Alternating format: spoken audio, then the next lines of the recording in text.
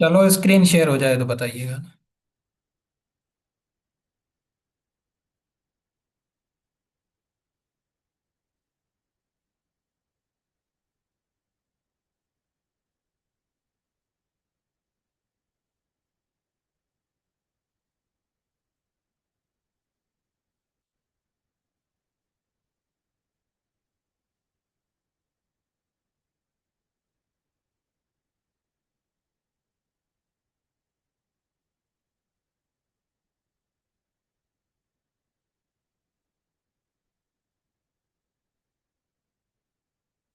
अच्छा, शेयर हो गई।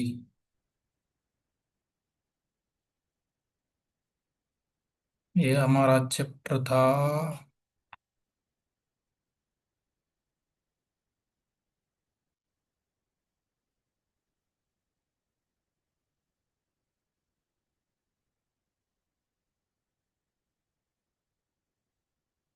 थोड़ा सा रहता है अभी, आज हमारा यहाँ तक किया था।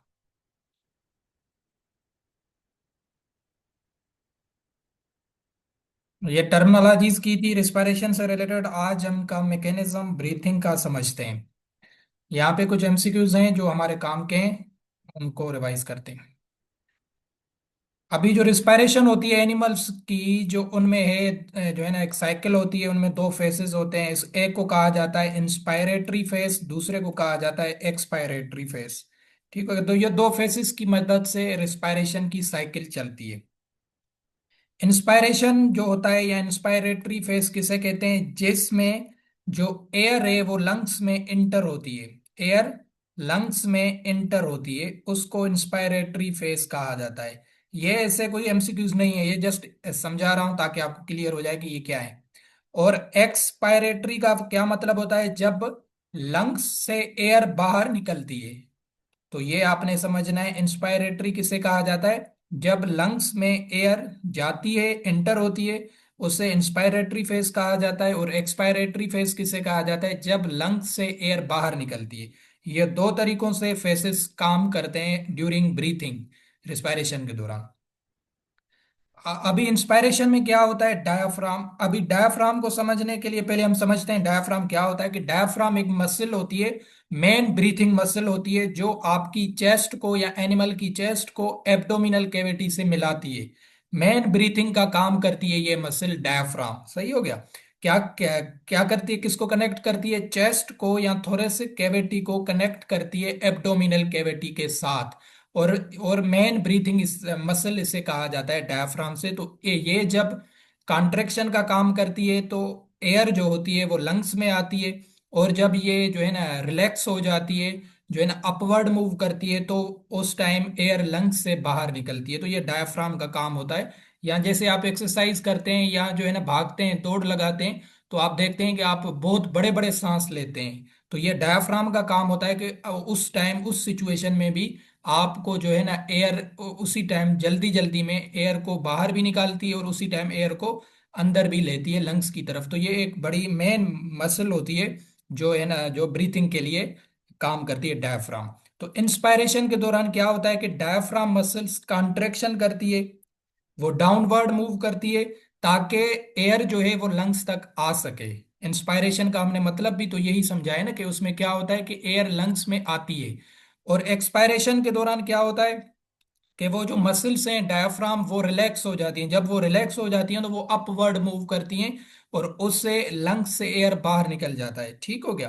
तो ये इनका एक प्रोसेस है, यहाँ से कोई एमसीक्यूज इंपॉर्टेंट नहीं है, ये बस डायफ्राम आपने जहन में बिठाना है। दूसरी चीज आपने क्या याद रखनी है, जो वेरी वेरी इंपॉर्टेंट एमसीक्यूज है आपका ये वाला, कि डायफ्राम जो होता है ये बर्ड्स में एब्सेंट होता है। क्या होता है? बर्ड्स में एब्सेंट होता है डायफ्राम। तो वो सिर्फ अपनी रिब्स की मदद से ही सांस को, या जो है ना ऑक्सीजन या एयर वगैरह को लेते हैं और बाहर लेते हैं बर्ड्स। उनमें डायफ्राम एब्सेंट होता है। तो ये वेरी वेरी इंपॉर्टेंट एमसीक्यूज है कि डायफ्राम किस में एब्सेंट होता है। तो आपने याद रखना है फाउल में, या ऑप्शन में आ जाए बर्ड्स में, कोई भी दे दे। तो आपने ये जहन में बिठाना है कि जो जो डायाफ्राम मसल्स हैं ये बर्ड्स में एब्सेंट होती हैं। सही हो गया, ये आपने जहन में बिठाना है। बर्ड्स में ये inspiration as well as expiration ये एक्टिव प्रोसेस होता है। और दूसरे जो मेमल्स हैं, ह्यूमंस इंक्लूडिंग, या एनिमल्स जितने भी हैं दूसरे, उनमें जो है ना ये पैसिव और इंस्पायरेशन एक्टिव, तो ये इनके वो याद रखने की जरूरत नहीं है। दूसरी चीज बर्ड से क्या याद रखनी है, ये भी पोल्ट्री के हवाले से अच्छा खासा एमसीक्यूज है कि बर्ड्स में जो है ना लेरेंक्स की जगह होता है सेरेंक्स। ठीक हो गया, जिसे कहा जाता है वॉइस बॉक्स। आपने देखा होगा बर्ड्स का जो साउंड होता है वो स्ट्रांग होता है दूसरे एनिमल से। मतलब जैसे पैरोट वगैरह है या दूसरे जितने भी बर्ड्स होते हैं उनका जो साउंड होता है वो बहुत ही अच्छा और वोकल साउंड जो बहुत ही क्लियर होता है। और किसकी मदद से होता है, सेरेंक्स उनमें मौजूद होता है लेरेंक्स की जगह। बाकी जितने मैमल्स हैं उनमें ये लेरेंक्स होता है, काऊ में, बफेलो में, सब में लेरेंक्स होता है।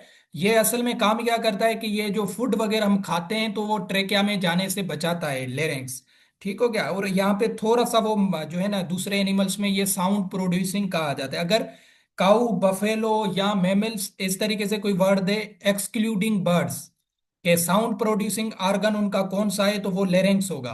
अगर स्पेशली वो बर्ड्स का, क्योंकि पूछेगा वो बर्ड्स का, क्योंकि बर्ड्स में इनकी जगह होता है सेरेंक्स, जिसको कहा जाता है वॉइस बॉक्स। और यहाँ से जो बर्ड्स में साउंड प्रोड्यूस होता है ये होता है जो है ना थ्रोट रीजन में होते हैं, तो वहां पे साउंड प्रोड्यूस होता है बर्ड्स में सेरेंक्स से। तो ये आपने याद रखना है। अगर पूछा जाए कि बर्ड्स में जो वॉइस बॉक्स है वो किसे कहते हैं, आपको ऑप्शन में लेरेंक्स भी दिया जाएगा और सेरेंक्स भी दिया जाएगा। तो आपने ये ध्यान देना है, अगर बर्ड्स का पूछ रहा है तो उसमें सेरेंक्स होगा। सही हो गया, ये आपने याद रखना है। क्योंकि उनका जो है ना बर्ड्स का आपने देखा भी है सुबह के टाइम या वो साउंड बहुत अच्छा प्रोड्यूस करते हैं, तो ये सेरेंक्स की वजह से होता है, क्योंकि वो इनमें जो है ना ज्यादा एडवांस होता है जो है ना एज कंपेयर टू जो दूसरे एनिमल्स हैं। दूसरों में वॉइस बॉक्स किसे कहते हैं, किस चीज को कहते हैं, लेरेंक्स को कहते हैं दूसरे एनिमल्स में। बर्ड्स में वॉइस बॉक्स कहा जाता है सेरेंक्स को, ये आपने जहन में बिठाना है। ये एमसीक्यूज है, एग्जैक्ट एमसीक्यूज है।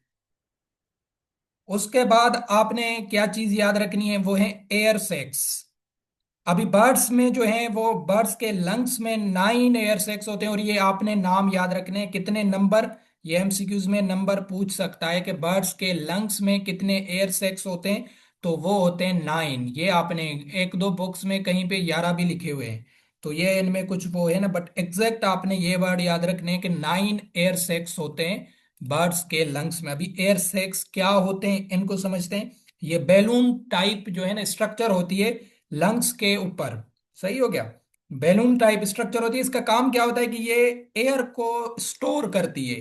एयर सैक्स जो बर्ड्स में मौजूद होते हैं, इसका काम क्या होता है कि ये जो एयर आती है उसको कुछ स्टोर करके रखते हैं जो है ना, ताकि अगर बर्ड जो है ना क्या कहते हैं कि फ्लाई वगैरह कर रहा है, उड़ रहा है, उसको ऑक्सीजन या एयर नहीं मिल रही है, तो वो इन एयर सैक्स की मदद से जो है ना वो एयर प्रो जो है ना लंग्स तक पहुंचाता है और वहां से जो है ना एक्सचेंज वगैरह होती है। तो ये आपने याद रखना है, मतलब कि जैसे इनहेल करते हैं हम तो वो लंग्स में से कुछ एयर एयर सेक्स में जाती है बर्ड्स के जो है ना, ताकि वो फ्रेश रहें और वहां से ऑक्सीजन वगैरह एक्सचेंज होती है। तो ये एयर सेक्स का काम होता है। ये इसकी पूरी डिटेल तो आपसे पूछेगा नहीं, आपने इसका नंबर याद रखना है कि बर्ड्स के लंग्स में कितने नंबर होते हैं एयर सेक्स के, वो 9 होते हैं। ये इनके नाम भी लिखे हुए हैं, तो नाम आपको नहीं पूछेगा। टू सर्विकल उनके नाम है, two interior, two posterior, two abdominal, और अनपेयर्ड होता है जिसको क्लेविकुलर। ये उस एयर सेक्स के नाम है जो 9 होते हैं टोटल, जो बर्ड्स के लंग्स में मौजूद होते हैं। एक चीज आपने ये याद रखनी। दूसरी चीज बर्ड्स के रिस्पायरेशन से क्या याद रखनी है, ये भी वेरी इंपॉर्टेंट है। Site of gaseous exchange in birds कौन सी होती है, पेरा bronchi. Very very important MCQ से ये जर्नल साइंस में भी आता है, एवरीडे साइंस में, और उसके साथ साथ वेटनरी के हवाले से भी वेरी इंपॉर्टेंट है। कि गैसियस एक्सचेंज का क्या मतलब होता है कि ऑक्सीजन लिया और कार्बन डाइऑक्साइड को बाहर निकाला, तो जो है ना इस प्रोसेस को कहा जाता है गैसियस एक्सचेंज। तो ये जो साइट होती है बर्ड्स में वो होती है पेरा ब्रोनकाई कहलाती है या टर्शरी ब्रोनकाई। बाकी जो दूसरे एनिमल्स होते हैं ना उनमें अल्वोलाय होती है, वो भी लंग्स लंग्स में अटैच्ड होती है अल्वोलाय, वहां पे गैसेस एक्सचेंज होता है। मतलब ऑक्सीजन लेगा लंग से फिल्टरेशन होके फिर वहां से कार्बन डाइऑक्साइड को बाहर निकाला जाता है, तो वो अल्वोलाय का काम होता है दूसरे एनिमल्स में। बट बर्ड्स में कौन सी जगह पे गैसेस एक्सचेंज होती है, वो है पेरा ब्रोनकाई, उसका नाम है, या टर्शरी ब्रोनकाई भी उसे कहा जाता है। कोई भी ऑप्शन में आ जाए जो है ना वो आपका ठीक रहेगा, पेरा ब्रोनकाई या टर्शरी ब्रोनकाई। जो है ना ये वन डायरेक्शन में एयर को फ्लो करती है, ताकि ऑक्सीजन की जो है ना एक्सचेंज एफिशिएंट हो सके। और जो है ना जैसे बर्ड्स वगैरह फ्लाइंग या जो है ना उड़ रहे हैं, तो उसमें जो है ना कंटिन्यू सप्लाई करता है ये पेराब्रोनकाई। तो ये गैसेस एक्सचेंज साइट होती है बर्ड्स में। एमसीक्यूज ये डायरेक्ट आ सकता है। तीनों एमसीक्यूज, डायफ्राम किस में एब्सेंट है? बर्ड्स में। बर्ड्स के लंग्स में कितने नंबर ऑफ एयर सैक्स हैं? 9। तीसरा क्वेश्चन, गैसेस एक्सचेंज की साइट बर्ड्स में कौन सी है? पेराब्रोनकाई। ठीक हो गया। तो ये तीन एमसीक्यूज आपने जहन में बिठाने। ये पोल्ट्री के हवाले से या जो है ना बर्ड्स की रिस्पायरेशन के हवाले से वेरी वेरी इंपॉर्टेंट होते हैं। बाकी दूसरे एनिमल में अगर पूछा जाए, जैसे काऊ में पूछा जाए कि उसमें गैसेस एक्सचेंज कहाँ पे होती है, तो वो अल्वोलाई में होती है। सेम प्रोसेस होता है इसका, बट इसका नाम आपने याद रखना है, अल्वोलाई। बाकी अगर इनका पूछा जाए पोल्ट्री का या बर्ड्स का, तो ये होती है पेरा ब्रोनकाई। जो ब्रोनकाई होती है लंग्स में, उसका नाम है पेरा ब्रोनकाई। तो उसमें ये गैसेस एक्सचेंज होती है, मतलब ऑक्सीजन लेना और कार्बन डाइऑक्साइड को बाहर निकालना, ये पूरा प्रोसेस पेराब्रोनकाई में होता है। तो ये नाम आपने जहन में बिठाना है। सही है। यहां तक करते हैं। बाकी ये नीचे वाली चीजें कोई इंपॉर्टेंट चीज यहाँ पे मौजूद नहीं है। उसके बाद हम चलते हैं रीनल फिजियोलॉजी। ये थोड़ी इंपॉर्टेंट है, इनको समझते हैं। अभी रीनल का वर्ड आ गया है, तो पहले इसको समझेंगे कि ये क्या होता है। रीनल वर्ड हमेशा यूज होता है किडनीज के लिए। किसके लिए यूज होता है? रीनल फिजियोलॉजी, रीनल सिस्टम, ये किसके लिए यूज होता है? किडनीज के लिए यूज होता है ये वर्ड। जब भी ये रीनल रिलेटेड कोई टर्मिनोलॉजी या स्टेटमेंट दी जाए, तो आपने समझना है किडनीज की बात हो रही है। तो किडनीज की हम बात करते हैं, तो सबसे पहले समझें कि इसका प्राइमरी फंक्शन क्या है किडनीज का। और ये क्वेश्चन आपका 2023 में भी आ चुका है कि किडनीज का काम क्या है। तो सारे काम याद नहीं रखने, एक मेजर काम होता है। जैसे मैंने पेनक्रियाज का भी आपको बताया, स्प्लीन का भी बता चुका हूं। ऐसे जो जो नाम आएंगे फिजियोलॉजी में, वो आपको वहां पे बता दूंगा। तो इनका एक फंक्शन आपने याद रखना है, जो इनका मेजर काम होता है, या जिसे प्राइमरी फंक्शन भी कहा जाता है।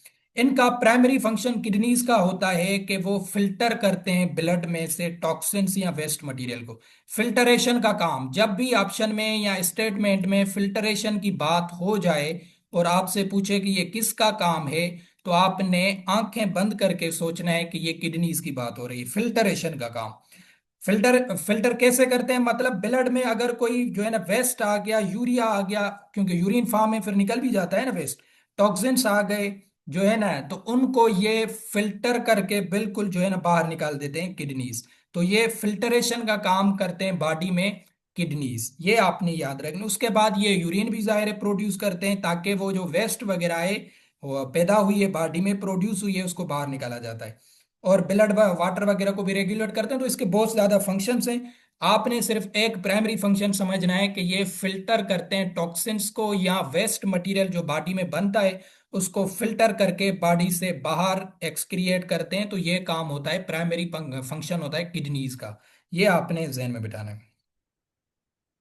तो ये 2023 में आई थिंक क्वेश्चन आया था। क्वेश्चन थोड़ा सा देख लेते हैं ताकि आपको क्लियर हो जाए कि उसने भी किस तरीके से पूछा था। आई थिंक सो ये 23 में आया था। ये तीन उसने पूछे थे, स्प्लीन, पेनक्रियाज और जो है ना, हाँ ये 2023 का है।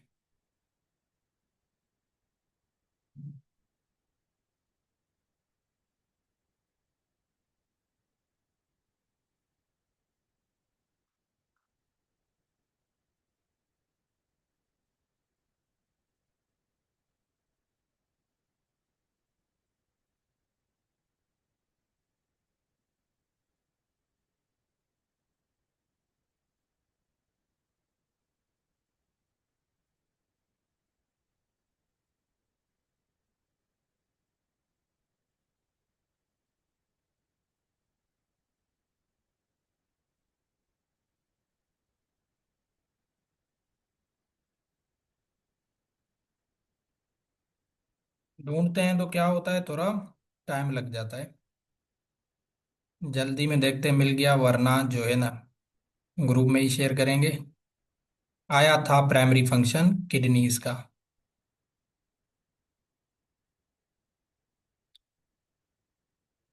चलो यहाँ पे ऑप्शन में दिखा देता हूँ इसका फंक्शन, ताकि जो है ना आपको क्लियर हो जाए। बाकी ये क्वेश्चन मैं आपको देख के वो ग्रुप में स्क्रीनशॉट भेज दूंगा।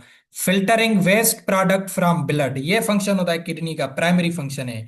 बट ये क्वेश्चन तो उसका पेनक्रियास का है कि वो इंसुलिन प्रोड्यूस करता है, ये तो हम पढ़ चुके हैं वैसे। बट ये वर्ड आपने याद रखना है कि क्या करते हैं, वेस्ट वगैरह जो भी ब्लड में बनता है उसको फिल्टर करते हैं जो है ना बॉडी से। तो ये काम होता है किडनीज का। अभी फंक्शनल यूनिट क्या होता है किडनीज का, वो होता है ये टाइनी ट्यूब्स होती हैं जो फिल्ट्रेशन का काम करती हैं जो है ना, जिससे फिर यूरिन वगैरह बनता है। तो उनको कहा जाता है नेफ्रॉन।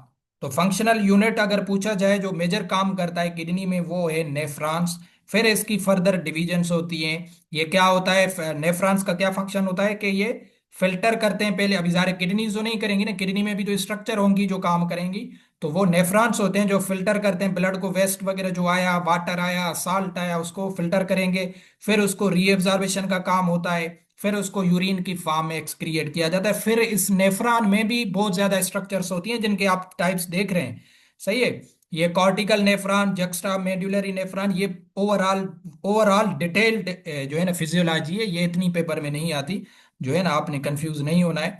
फिर उसमें एक ऊपर कार्टेक्स होता है जहाँ पे कार्टिकल नेफ्रॉन होता है जो है ना, उसके बाद फिर उसके नीचे एक जक्स्ट्रा मेडुलरी स्ट्रक्चर होती है जिसको ये नाम दिया जाता है। ये नेफ्रॉन के फिर फर्दर टाइप्स हैं। काम मेजर इनका क्या है, ठीक है ना, हमसे तो काम पूछेगा ना, हमें तो इसके टाइप्स नहीं पूछेगा। काम इनका ये है कि ये फिल्टर करते हैं, फिल्टरेशन का काम करते हैं। जितनी भी वेस्ट बनती है बॉडी में उनको फिल्टरेशन का काम किडनीज करते हैं। फिर ये उनके फर्दर जो है ना टाइप्स होते हैं, उनकी मदद से ये काम होता रहता है किडनीज में। जाहिर है किडनीज तो नहीं करेंगे, किडनीज में फर्दर स्ट्रक्चर होती है। तो आपने ये यहाँ तक समझना है कि किडनीज का काम क्या होता है, बाकी इनकी डिटेल्ड स्ट्रक्चर में जाने की जरूरत नहीं है। ना ही ये पेपर में क्वेश्चन यहाँ से आता है। दूसरी चीज जो आपने यहां से याद रखनी है, ये भी नोट में वेरी इंपॉर्टेंट एमसीक्यूज है, मिक्चुरेशन या यूरिनेशन। क्योंकि यूरिनेशन वर्ड वो यूज नहीं करेगा पेपर में, कंफ्यूज करने के लिए ये वर्ड यूज करेगा मिक्चुरेशन। मिक्चुरेशन किसे कहा जाता है ये आपने जो है ना याद रखना है। मैक्चुरेशन कहा जाता है process of emptying urinary bladder. Urinary bladder में स्टोर होता है यूरिन। ठीक हो गया। तो जब वो यूरिन बॉडी से बाहर निकलता है या वो यूरिनरी ब्लेडर खाली होता है, तो उस प्रोसेस को मिक्चुरेशन कहा जाता है, ये आपने याद रखना है। और इसका जो है ना अदर नेम करके भी पूछ सकता है कि यूरिनेशन को और क्या कहा जाता है, मिक्चुरेशन। या वो डायरेक्ट पूछ सकता है कि मिक्चुरेशन किसे कहा जाता है, या वो ये स्टेटमेंट कॉपी कर सकता है, process of emptying urinary bladder, तो उससे क्या कहा जाता है। तो आपने याद रखना है उसे, यूरिनेशन ऑप्शन में है या मिक्चुरेशन, बात एक ही होगी। तो ये जो ब्लेडर फिल होता है यूरिन से, तो उसको जो है ना फिर सिग्नल ये ब्रेन को ट्रांसमिट करता है, उससे फिर जो है ना कॉन्ट्रेक्शन होती है मसल्स में। फिर जो है ना यूरिन फ्लो करता है बॉडी के बाहर। तो ये पूरा एक फिर जो है ना एक सिस्टम है जिसकी मदद से ये यूरिन बॉडी से निकलता है। तो आपने ये सिर्फ डेफिनेशन जहन में बिठानी है कि जब यूरिनरी ब्लेडर खाली होता है यूरिन से, तो उस प्रोसेस को मिक्चुरेशन कहा जाता है, या उसका अदर नेम है यूरिनेशन। ठीक हो गया, ये आपने याद रख। दूसरी चीज क्या याद रखनी है, या ये वाली कि मिक्चुरेशन में क्या होता है, पैरासिम्पेथेटिक एक्टिविटी होती है, वेरी वेरी इंपॉर्टेंट है ये। ठीक हो गया, पैरासिम्पेथेटिक सिंपेथेटिक, आहिस्ता आहिस्ता आपको ये चीज समझा रहा हूं। ये पैथो में भी फिर आएगा, जहां पे जैसे हमने उडर्स में पढ़ा था कि ये सिंपेथेटिक एक्टिविटीज होती है या सिंपेथेटिक फाइबर्स होते हैं। तो मिक्चुरेशन या यूरिनेशन में ये भी एमसीक्यूज आ सकता है कि उनमें कौन कौन से एक्टिविटीज इन्वॉल्व होती है, पैरासिम्पेथेटिक होती है, सिंपेथेटिक नहीं होती है। क्यों नहीं होती पैरासिम्पेथेटिक, मैंने आपको बताया था कि ये रेस्ट एंड डाइजेशन का काम करते हैं। और ये जब जो है ना ये प्रोसेस होता है तो जाहिर है ब्रेन तक सिग्नल्स जाते हैं, और हमने ये पढ़ा था ऑटोनॉमिक नर्वस सिस्टम में। तो उसके ये टाइप्स होते हैं पैरासिम्पेथेटिक एंड सिम्पेथेटिक। तो वहां तक जब सिग्नल्स जाते हैं तो मिक्चुरेशन क्या होता है या यूरिनेशन, ये डाइजेशन का काम होता है। इसमें जो नर्व्स होती हैं वो रेस्ट एंड डाइजेस्ट होती है। तो अगर आप फटीग होंगे या किसी स्ट्रेस में होंगे या भाग रहे होंगे, तो आपको जो है ना एनिमल को यूरिन तो नहीं आएगा ना। तो कब आता है, जब वो रेस्ट फॉर्म में होता है, तो तब वो एक्टिव होती हैं पैरासिम्पेथेटिक एक्टिविटीज। सिंपेथेटिक एक्टिविटीज हमेशा याद रखिएगा, ये होती हैं इमरजेंसी रिस्पांस में। सही होगा, इमरजेंसी या फाइट टू फाइट स्ट्रेस का फॉर्म होता है, जब ब्लड फ्लो इंक्रीज करवाना होता है, तो तब ये सिंपेथेटिक नर्व्स या जो फाइबर्स होते हैं ये एक्टिवेट होते हैं। बट रेस्ट एंड डाइजेस्ट में हमेशा पैरासिम्पेथेटिक होते हैं। तो इसलिए यूरिनेशन का जो प्रोसेस है या जो यूरिन का प्रोसेस है, उसमें पैरासिम्पेथेटिक एक्टिविटीज इन्वॉल्व होती है। तो ये एमसीक्यूज आ सकता है, ये डिटेल तो नहीं पूछेगा कि पैरासिम्पेथेटिक पे नोट लिखें या सिंपेथेटिक पे, ये डायरेक्ट एमसीक्यूज आ सकता है कि मिक्चुरेशन प्रोसेस में कौन से फाइबर्स या कौन सी एक्टिविटी इन्वॉल्व होती है, सिंपेथेटिक या पैरासिम्पेथेटिक। तो आपने याद रखना है पैरासिम्पेथेटिक होती है। ठीक होगी, यहां से ये एमसीक्यूज हो गया।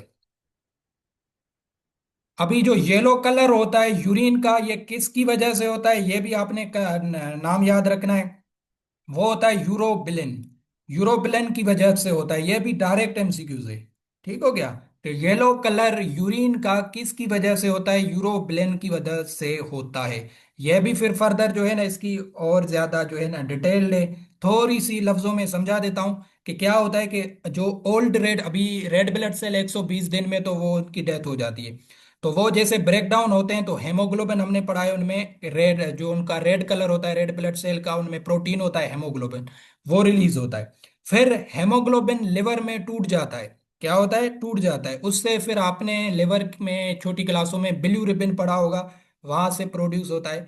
तो वो फिर बिल्यूरिबिन फिर ब्रेक डाउन होता है किसी बैक्टीरिया की वजह से, तो वो यूरोबिलिन में कन्वर्ट हो जाता है, वो यूरोब्लोजिन में कन्वर्ट होता है। फिर वो एब्जॉर्वेशन करता है ब्लड से या किडनी से, तो मैंने पहले ही आपको बताया कि ये फिर डिटेल है, इसमें जाने की जरूरत नहीं, बट बता रहा हूँ।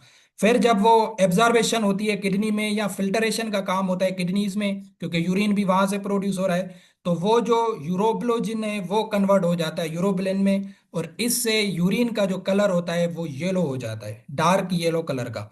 तो इस ये इसकी पूरी एनाटॉमी है। तो ये सारी डिटेल में जाने की जरूरत नहीं है, ये डायरेक्ट अगर एमसीक्यूज आ जाए कि येलो कलर यूरिन का क्यों होता है, वो होता है यूरोबिलिन की वजह से। क्योंकि ये बस आपने याद रखना है कि ये रेड ब्लड सेल जैसे टूट रहे हैं, उनके कलर से फिर जाहिर है किडनी में ये चीजें आ रही हैं, तो वहां पे आपने समझा, मैंने ऊपर भी आपको बताया कि फिल्टरेशन का काम होता है, तो वहां पे फिर कलरिंग की मिक्सिंग हो जाती है, वहां से ही यूरोबिलिन बन जाता है। तो ये आपने याद रखना है ये। बट एमसीक्यूज क्या है कि येलो कलर जो है यूरिन का क्यों होता है, यूरोबिलिन की वजह से होता है। ठीक हो गया।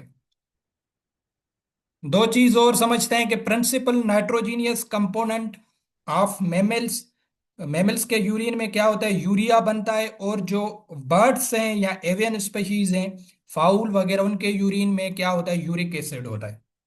इनको समझते हैं। अभी क्या होते हैं कि ये नाइट्रोजीनियस वेस्ट, ये जो है ना, जो भी लिवर में फर्मेंटेशन होती है या जो लिवर में कोई ब्रेकडाउन वगैरह होती है, अमाइनो एसिड्स बनते हैं, उनमें जो है ना वाटर वगैरह फिर अवेलेबल होता है, फिर वो टूट के इधर उधर होके फिर किस फॉर्म में रिलीज होता है, तो वो होता है यूरिया के फॉर्म में दूसरे एनिमल्स में। तो ये कन्वर्जन होती है। बट आपने देखा होगा जो बर्ड्स होते हैं, उनमें आपको एक पेस्ट लाइक स्ट्रक्चर मिलती है, जब वो बीट वगैरह होती है उनकी, तो उनको यूरिक एसिड कहा जाता है। नाइट्रोजीनियस कंपोनेंट मतलब वो कंपोनेंट जिनमें प्रोटीन्स वगैरह जो मेटाबॉलिज्म हुई है उनमें नाइट्रोजन ज्यादा होती है। तो जब प्रोटीन अमाइनो एसिड से बनते हैं, वो ब्रेक डाउन होते हैं, तो नाइट्रोजन रिलीज होती है, फिर वो नाइट्रोजन टॉक्सिक होती है, तो बॉडी उसको जो है ना बाहर निकालना चाहता है। तो उस जो बाहर निकलने वाली चीज है वो मेमल्स जो हैं, दूसरे एनिमल्स जो हैं, उनमें वो यूरिया के फॉर्म में होती है। बट जो बर्ड्स होते हैं उनकी किस फॉर्म में होती है, यूरिक एसिड की फॉर्म में होती है। ठीक हो गया, ये भी पूरी एक जो है ना स्ट्रक्चर या डिटेल्ड वो है।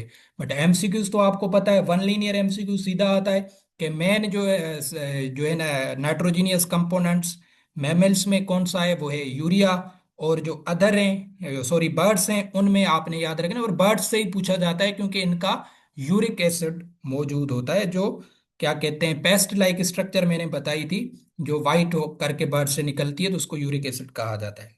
तो ये भी बॉडी में जो ब्रेक डाउन वगैरह होके जो बॉडी से एक्सक्रिएशन का काम होता है, वो उस फॉर्म में यूरिक एसिड की फॉर्म में होती है। तो ये आपने याद रखिए, ये बर्ड्स में जस्ट होता है। उसके बाद जो ये भी इंस्ट्रूमेंट्स हैं, यहाँ से क्वेश्चन तो कोई है नहीं, बट बता देता हूँ ताकि आपको क्लियर हो जाए। स्फैग्मोमेनोमीटर किसे कहा जाता है, इससे ब्लड प्रेशर को मेजर किया जाता है स्फैग्मोमेनोमीटर से। स्टेथोस्कोप से हार्ट रेट को मेजर किया जाता है। ठीक हो गया, ये आपने जहन में बिठाना है। एनीमोमीटर, ये कुछ जनरल साइंस में भी एमसीक्यूज आ जाते हैं ना इंस्ट्रूमेंट्स के। एनीमोमीटर से विंड की, हवा वगैरह की स्पीड को मालूम किया जाता है, जो बार लगे हुए होते हैं जिससे फिर वो बनाते भी हैं, एनीमोमीटर से विंड की स्पीड को।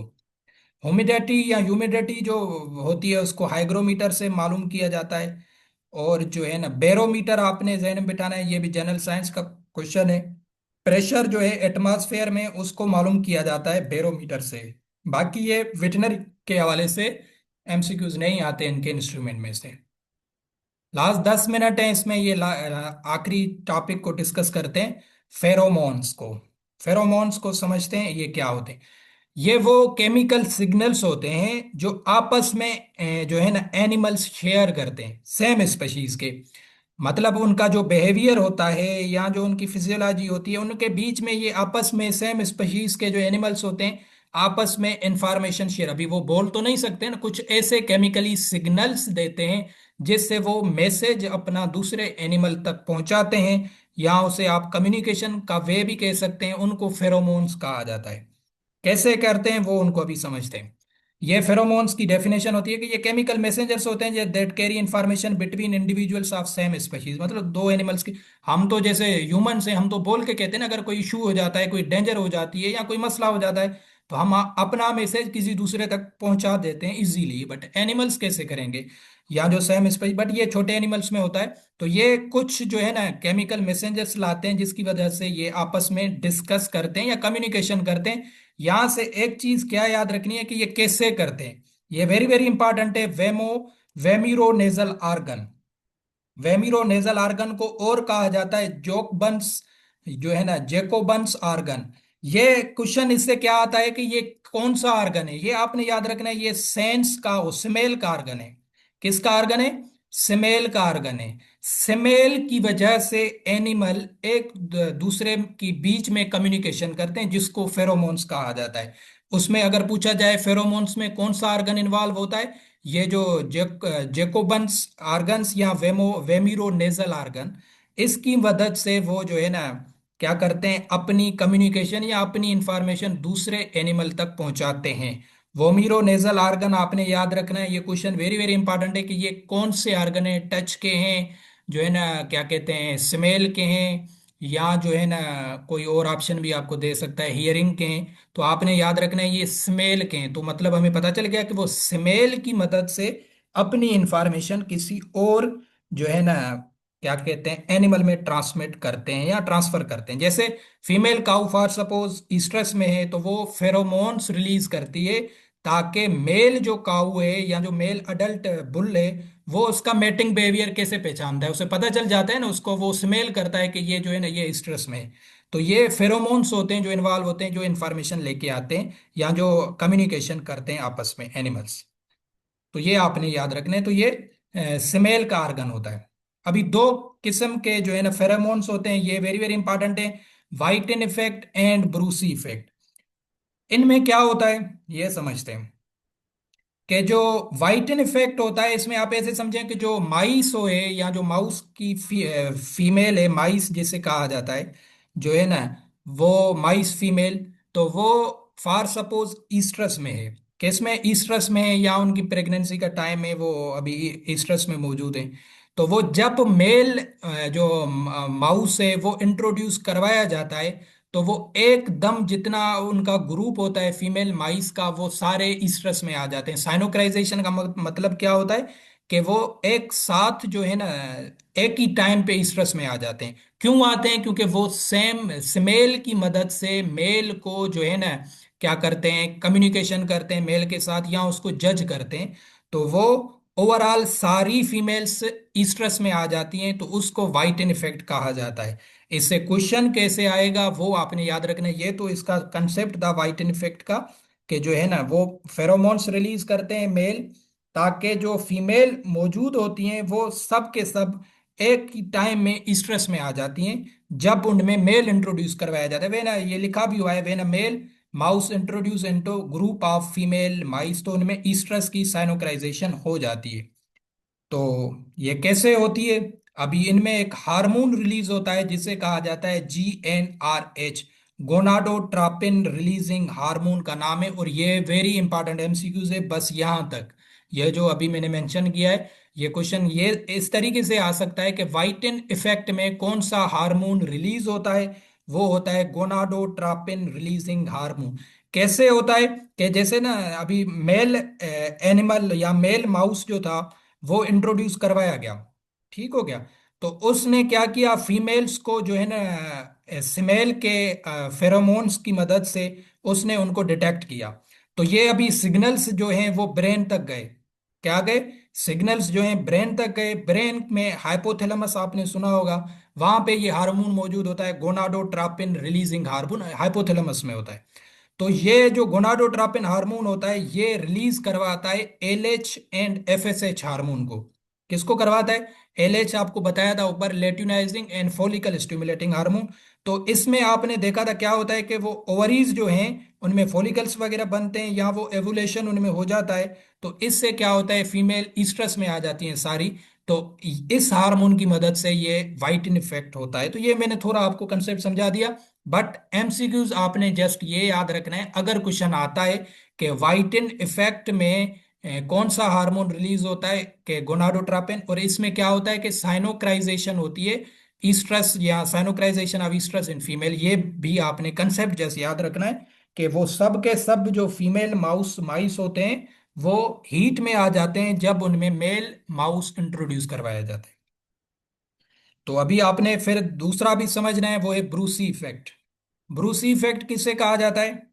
ब्रूसी इफेक्ट के termination of pregnancy due to the blockage of prolactin hormone when a male mouse introduced into the group of recently bred, जो है ना माइस जो हैं, जो फीमेल माइस हैं, वो उनकी अगर फॉर सपोज ब्रीडिंग हो चुकी है, आपने एक लैब में या एक कमरे में उनको रख दिया, तो जैसे ही मेल अभी माउस आएगा तो उनकी प्रेगनेंसी में अबॉर्शन आ जाएगी। क्यों आएगी भाई? क्योंकि हमने वाइटन इफेक्ट में पढ़ा था ना, क्योंकि वो जैसे आता है तो मेल जैसे आएगा तो वो उनमें फेरोमोन्स रिलीज होंगे। रिलीज होने के बाद वो क्या होता है कि वो उनको फिर हीट की तरफ लाना चाहता है मेल। तो उससे जो ऑलरेडी प्रेग्नेंट माउस या माइस होती हैं तो वो उनमें अबॉर्शन हो जाता है, तो प्रेगनेंसी टर्मिनेट हो जाती है। तो ये आपने याद रखना है। और उसमें प्रोलैक्टिन इन्वॉल्व होता है हार्मोन। ठीक हो गया। मतलब फीमेल ऑलरेडी प्रेग्नेंट है, उनमें कोई मेल माउस आ गया या उनके नजदीक कोई आ गया तो वो उनमें अबॉर्शन हो जाता है। क्यों होता है कि उनमें वो स्मेल का आर्गन, जैसे वेमिरोनेजल आर्गन हमने समझा था, तो वो ब्रेन फिर रिएक्ट करता है, हार्मोन्स चेंज होते हैं, तो वो जो फीमेल होते हैं माउस वो रेडी हो जाते हैं फिर मेटिंग के लिए। तो ये आपने याद रखना है। उससे जो उनका ओल्ड पहले जो ब्रीडिंग हुई है उससे उस वाला जो फार सपोज बेबी होगा वो उनका जो है ना गिर जाता है या उनमें अबॉर्शन हो जाता है, और वो न्यू की तरफ जाते हैं, तो उससे उनकी जो प्रेगनेंसी होती है वो टर्मिनेट हो जाती है। तो ये भी थोड़ी डिटेल है, तो इस डिटेल में भी जाने की जरूरत नहीं है। ठीक हो गया। तो प्रोलेक्टिन हार्मोन होता है जो, क्या फिर प्रोलेक्टिन आपको एक बताया था कि ये मिल्क की सीक्रेशन करवाता है या मिल्क को स्टिमुलेट करता है, बट दूसरा काम भी एक होता है प्रोलेक्टिन का, क्योंकि ये भी पिट्यूटरी ग्लैंड से निकलता है। तो ये भी क्या करता है, कार्पस ल्यूटम को प्रोड्यूस करता है। कार्पस ल्यूटम, फिर ये कार्पस ल्यूटम से फिर प्रोजेस्ट्रॉन निकलता है। प्रोजेस्ट्रॉन आपको बताया था प्रेगनेंसी का हार्मोन होता है जो मेंटेन करता है प्रेगनेंसी को। बट जैसे ही मेल आता है तो वो हाइपोथैलेमस में फिर सिग्नल जाएंगे और प्रोलेक्टिन की जो रिलीजन है वो ब्लॉक हो जाती है। क्या हो जाती है? ब्लॉक हो जाती है, क्योंकि फिर वो मेटिंग के लिए तैयार हो जाते हैं। तो उससे प्रोजेस्ट्रॉन की लेवल कम हो जाती है। प्रोजेस्ट्रॉन कम होगा तो प्रेगनेंसी जाहिर है मेंटेन नहीं हो पाएगी, उससे अबॉर्शन हो जाता है। तो ये बहुत ही डिटेल में समझा है, बट इतना डिटेल में नहीं आएगा, और ये क्वेश्चन नहीं आया है कभी, कि जितने भी 5-8 साल में वेटनरी ऑफिसर के पेपर हुए हैं नहीं आया है। बट ये इंपॉर्टेंट है वैसे, कि वाइटिन इफेक्ट में कौन सा हार्मोन इन्वॉल्व होता है, आपने जस्ट ये याद रखना है कि गोनाडोट्रोपिन रिलीजिंग हार्मोन और ब्रूसी इफेक्ट में प्रोलेक्टिन हार्मोन। दो याद रखने हैं। वाइटिन इफेक्ट में वो एक ही टाइम ईस्ट्रस में आते हैं, और ब्रूसी इफेक्ट में उनकी प्रेगनेंसी टर्मिनेट हो जाती है। बस ये दो चीजें भी अगर आप याद रखेंगे तो ये क्वेश्चन हो जाएगा। और क्वेश्चन अगर आया तो लेस देन 1 मिनट है, आपने दोबारा ज्वाइन करना है। फिर आपसे पूछते हैं कि समझ आया या नहीं, अभी पूछेंगे तो फिर बीच में रुक जाएंगे।